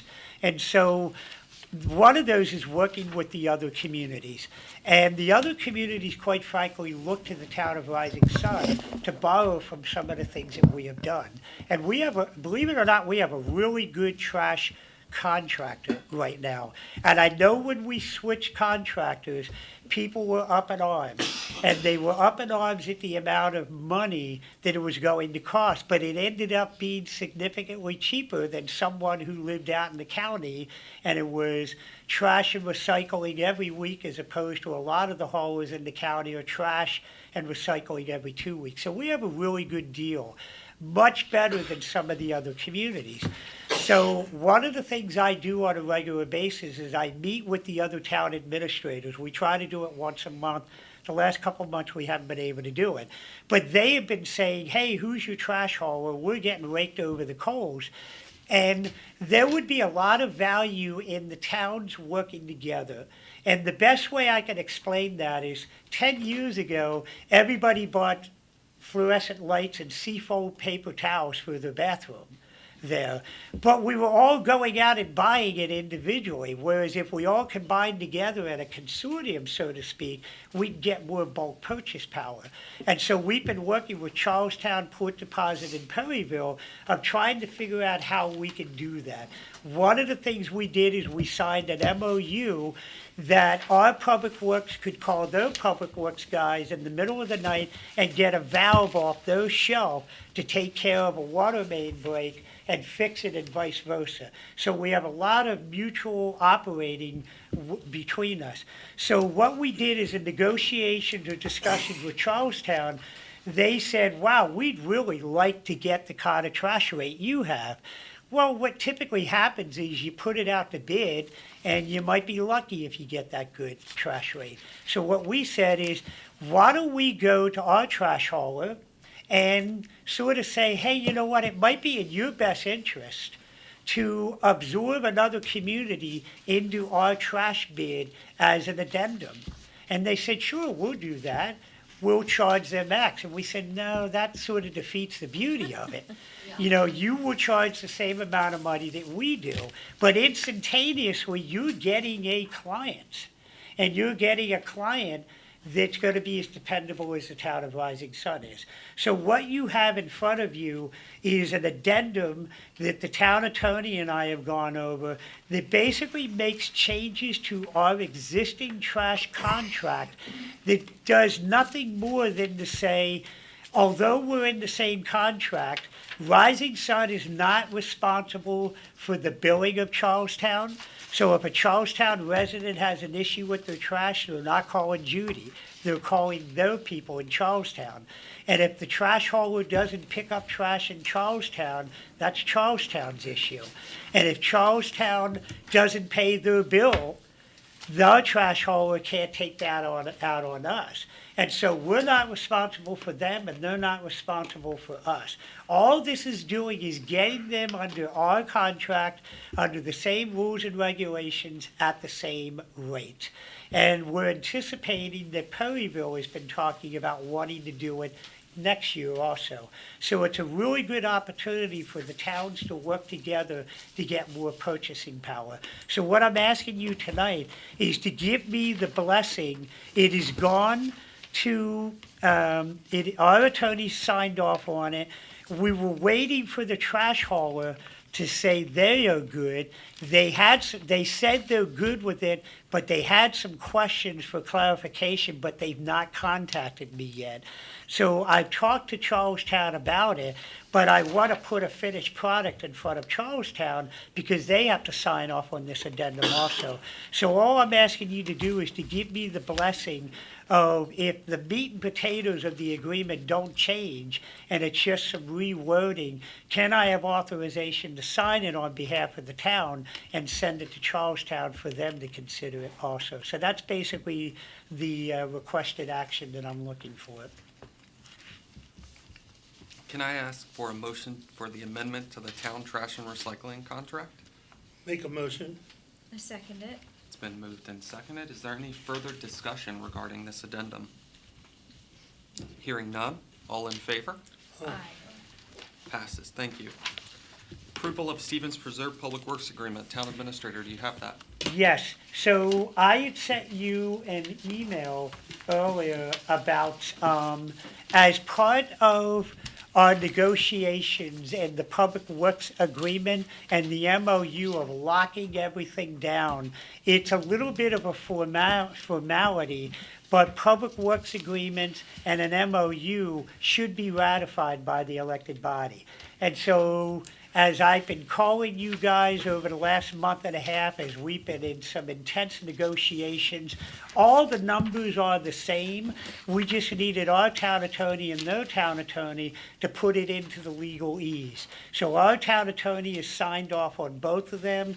He's comfortable with it, he feels we're protected, and we're just asking you to ratify it, because the sooner you ratify it, the sooner it locks the developer into what was agreed upon. And if you remember what we have been talking about over the last couple of weeks, that has been a little bit of a moving target. So we got what we wanted, we want to lock them in on this. So we're asking you to consider I don't want to call it a rubber stamp, but all this stuff is worked out as part of the development process. And I'm going from memory on what I emailed you. One of the really cool things is if you notice in the Public Works Agreement, we don't have all that exposure we had in past Public Works Right. agreements there. You have a question? Just making sure the Freedom Development is the current developer, not the one we had back in 2005. That is I believe correct. that was Comer. That's correct. Under Stevens Preserve, this is a totally new developer. Okay. And what I'm getting at is the way, because, look, at that time, we all know we had some conflicts of interest operating in our town hall, and we had the fox guarding the hen house back in the day. And as a result, instead of us getting, if you're seeing that agreement, our engineer and their engineer have to come up with what the total cost is going to be to put all the stuff in that's going to be turned over to the town of Rising Sun. The roads, the stormwater, the sewer, the water, the sidewalks. That comes out, I don't have it in front of me, I think it's projected at $5.2 million. I read it earlier today. It's like $5.2 million. We have 110% surety bond and guarantee that that's going to be good. Back in the day, we only had 10% on there because the fox was guarding the hen house. And you know what happened? The developer, I'm going to say it this way, a little bit arrogant, the developers got bored with the Maple Heights development and they got bored with the Bryant's Grace development. They made their money, they walked away, and they didn't pave the roads. And so they just walked away from it. Under normal circumstances, we would be withholding a lot of money and we could say, fine, we're going to use that money to pave it. We have those types of protections in these agreements. So again, somebody will think I asked you to come here and ask the question that you did, but it's another example Sorry. of the things we're doing to protect our residents. So that's what's in those agreements. And this was prior blessing from the planning commission. This was all, The planning commission really has nothing to do with this. These are legal issues between the attorney and the engineers. It's all the stuff that's relevant to the code. okay. All right, can I get a motion to approve resolution 2025, the approval of the Stevens Preserve Public Works Agreement? So moved. Second. It's been moved and seconded. Is there any further discussion? Hearing none, all in favor? Aye. Passes, thank you. The approval of the Pond Valley Farms MOU.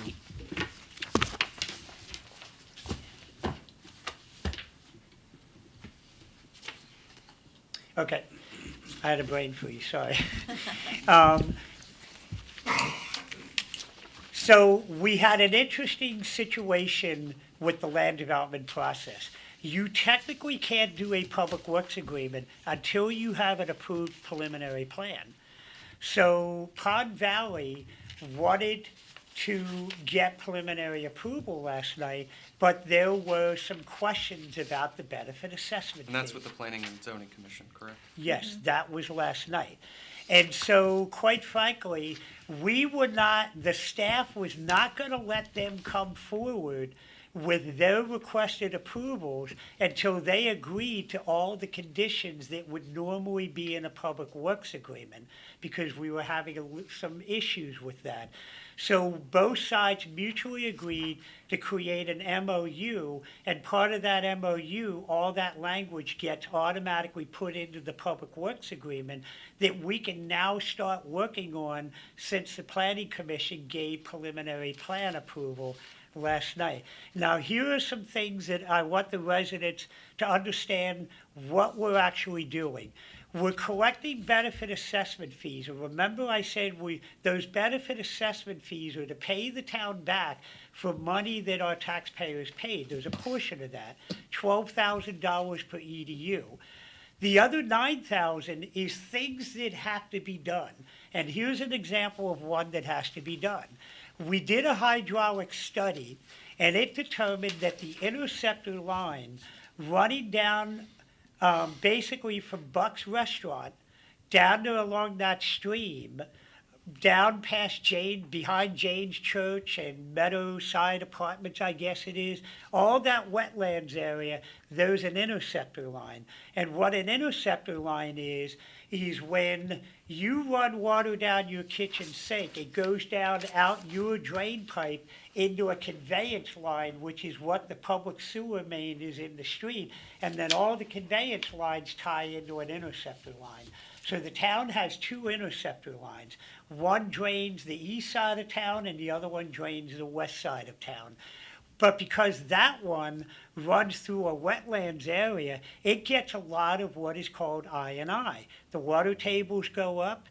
Back in the day when they used to build sewer pipes, engineers thought it was a great idea to put 4-foot or 6-foot sectional terracotta pipe in there because they wanted to deal with flooding areas by allowing the water tables to drain into the sewer pipe.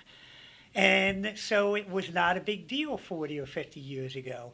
Well, what that means is your sewer plant is running high voltage electricity, wearing out seals and impellers, basically treating rainwater. And so the new age of engineering is get rid of your I&I, that's called inflow and infiltration, which the interceptor line being subject to hydraulic water tables would be an infiltration or an infiltration issue. Inflow is where there's some pumps tied in or manholes leaking in the street.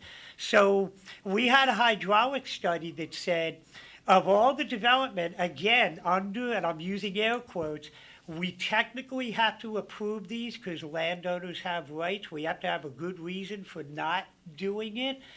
Well, we have an interceptor line that when all the I&I comes in there during wet weather, it hypothetically creates a question of is there enough capacity for the residential developments that want to develop?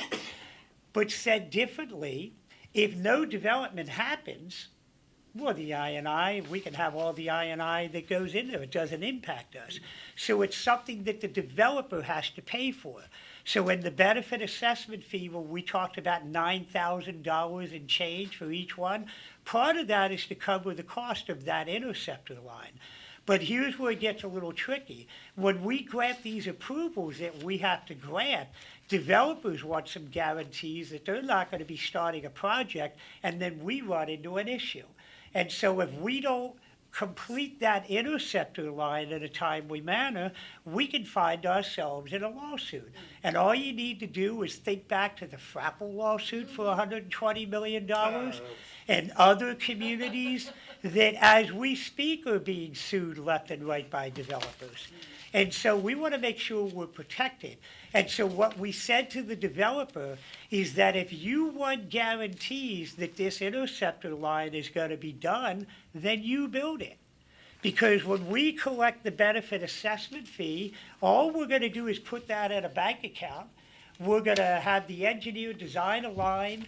We're going to put it out to bid. We're probably going to have to go to municipal government financing, which means we have a lot of legal costs.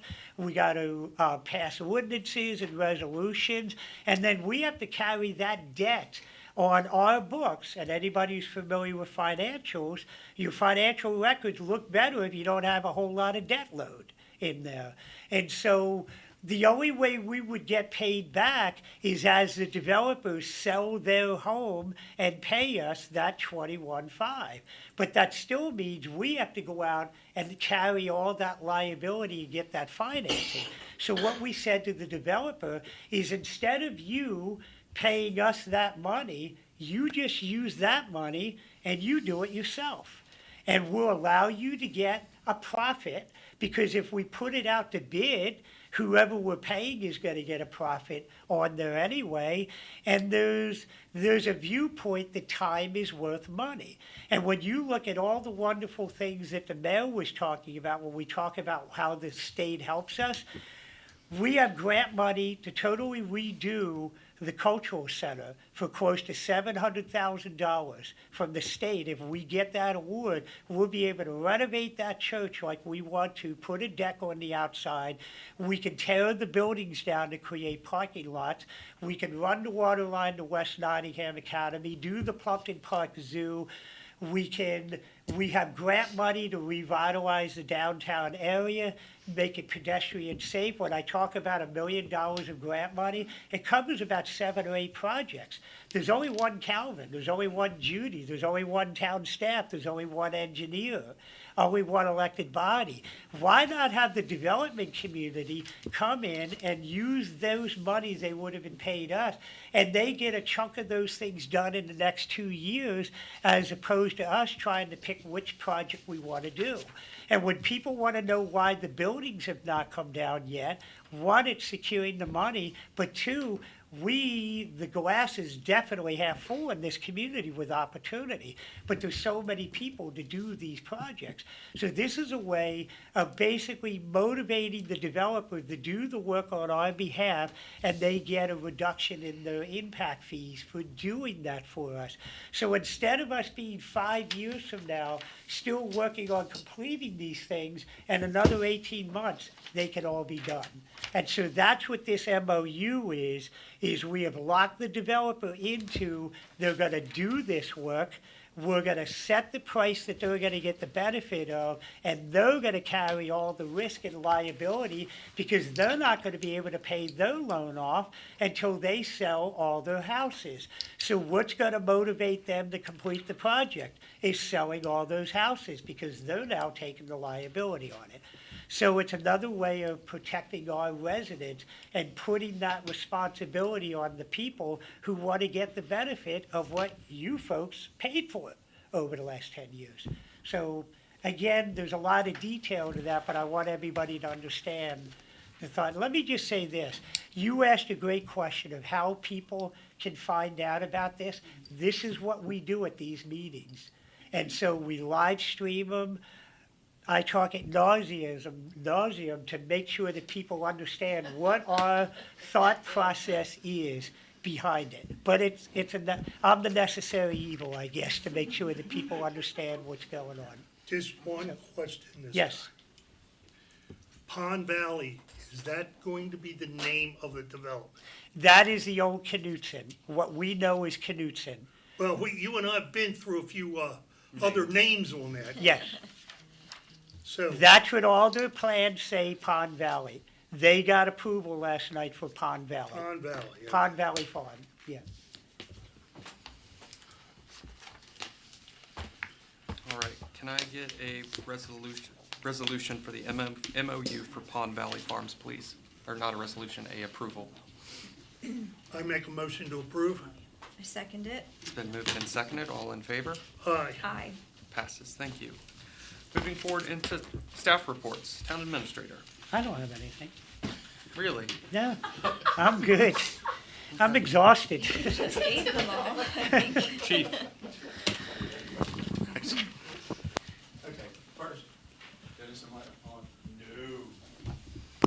Am I on now? Yes. There we go. First, a report on our newest candidate. He's doing well in the academy. He's gotten through some of the very difficult portions. His spirits are good, and I think he's going to hang on, and we'll get him through into March when he graduates. That'll help us out with manpower. Speaking of manpower, currently, we're at about 12 hours of police work a day. If we're not here, I urge the citizens to dial 911, and you will probably get a Maryland State Trooper to assist until we are here. The advertisements are still out for personnel. Getting individuals that can meet the standards that have been set has been difficult. The aptitude seems to be one of the more challenging hurdles that I'm coming across with some of these young people. But I still encourage you to apply, and we'll try to work our way through it. There's no room for shortcuts with us, but we'll try to help you grow so you can become a law enforcement officer. Next up, There has been no significant trends in town for crimes. I've given you all the police blotter for the last month. You can see a lot of the things that we actually do. Second, it's been a little over a month that the speed cameras have been in place. I've also provided you a notice of what, how they have been performing. I've rearranged some of the other devices around town to try to capture what the speeds are on some of the other roads. And what I'm finding is a lot of people think that traffic is moving a lot faster than what it actually is. When you get to some of the side roads, even at 25 miles an hour, people think that those cars are moving a lot faster than what they actually are. So the speed limits, the speeds are not as high as you think. But we're all out looking, and we're still looking to enforce. And lastly, welcome aboard, Commissioner. Thank you. We look forward to working with you. And that is my report, unless there's a question. Anyone have any questions for Chief? All right, Assistant Town Administrator. I Thank you, only Chief. have one thing. Our audit is complete. If you look in the financial information I provided you tonight, you'll see a copy of the audited financial statements. We didn't have to get any extensions. That's the first time in, I think, since I've been here that we had them done timely and ready. Also, you have your check register of all checks in the status since your last meeting. And that's it. But anything else, there's a lot of little things, but I'll leave those for you. Thank you. Town Attorney? I can't get the Zoom to work. Okay. But I covered, he was gonna speak to the Public Works Agreement and MOU, so I covered that. All right, thank you. Moving forward into the mayor's report, if you will bear with me, tonight's a ceremonial meeting, so I'm going to go ahead and make a brief comment, if I may. Tonight, as I am sworn in as my fourth term as mayor of the town of Rising Sun, I can't help but think back of where my journey has begun with the town. I was a 24-year-old college kid when I first started. I put my name on the ballot, young, determined, and full of ideas. I never imagined that this moment would lead me to be here tonight, being sworn in once again as the longest-serving mayor in our town's history. It has truly been the honor of my life to serve our community and the folks that live here. Over the years, as our elected body, we've accomplished so much together. We've transformed Main Street from a row of empty storefronts into a vibrant corridor filled with new businesses, new energy, and new pride. We've invested in infrastructure, expanding water and sewer capacity, modernizing our systems that will serve our families for decades, and finally getting long-stalled projects moving again. We've secured grants and partnerships that many once thought were out of reach, proving that Rising Sun shows up at the table people do now notice. We've championed community events that bring thousands of people into our town, events that didn't just grow but have become traditions. Our Fall Spooktacular, our Winter Extravaganza and Lighted Tractor Parade, Sunfest, and so many others. We built spaces for our families, expanding our parks, providing new playgrounds and new amenities, and exciting projects are now underway to bring even more recreational opportunities to our community. And perhaps most importantly, we built something less visible, but even more meaningful, a culture of teamwork, partnership, and pride. A community that believes again, a town that is moving forward, not by chance and not by choice. This year's election sent a strong message with an uncontested slate and the addition of Commissioner Frank Dowling. Our board was given a clear mandate to keep going and to stay focused, stay steady, and continue the progress and stability that our residents have come to expect. That confidence is earned, and we will honor it every single day. To the Board of Commissioners, thank you for your partnership, your trust, and your willingness to take on big challenges. To our town staff, thank you for doing that work that often goes unseen but always shapes the life of this community. And to the residents of Rising Sun, thank you for believing in me and taking a chance on me. I want you to know that as long as I am in this position, I will give it all that I have for as long as that I am here. Thank you, and let's keep moving Rising Sun forward, one step, one project, and one win at a time. Thank you. Moving forward into commissioner comments. Commissioner Dowling. Thank you for having me. I'm excited to offer my skills and experience where I can, and serve the people of Rising Sun. Looking forward to it. Thank you. Commissioner Kleiner. I just have a brief report. I had the honor of attending the employee recognition meeting and luncheon last week, and we honored 2 Department of Public Works employees who had been here for quite a while, working for the town. So Billy, who's been here for 5 years, and Grant for 20. So we commended them and gave them pins, and just, again, so grateful for their work and everyone else on Public Works and on the town staff. So, thank you. Thank you, Commissioner Kleiner. Commissioner Pearson. Yeah. Unfortunately, Pauline Braun had to resign her seat on the Board of Commissioners. And even though Pauline and I didn't see eye to eye on everything, she led us in the planning and zoning through probably what was one of the most difficult times in this town's history.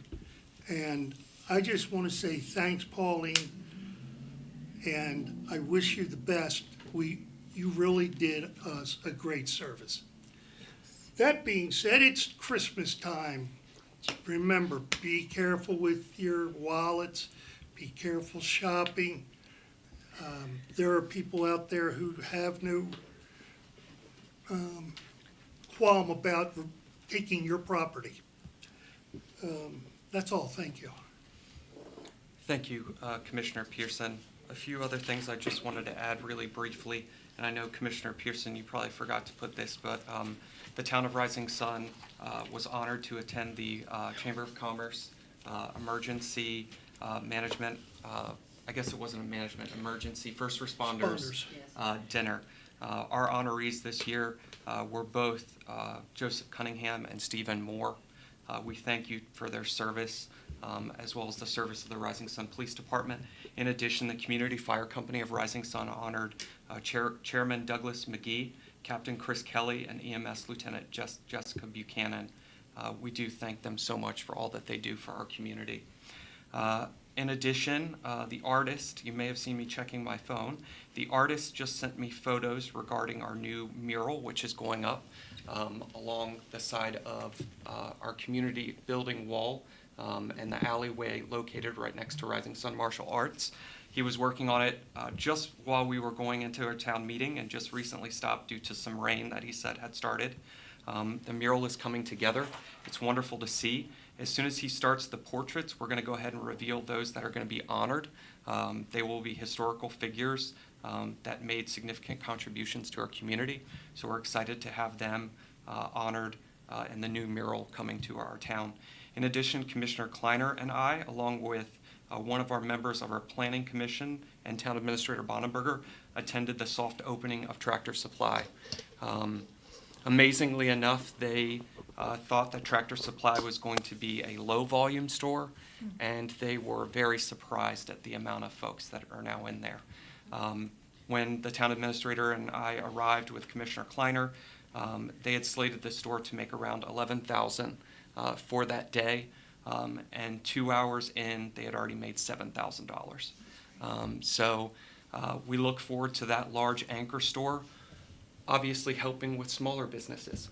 We want folks that are going to Tractor Supply to say there's a coffee shop here, or there's a hair salon there, or a pizza place. So we definitely want them to also visit our small businesses.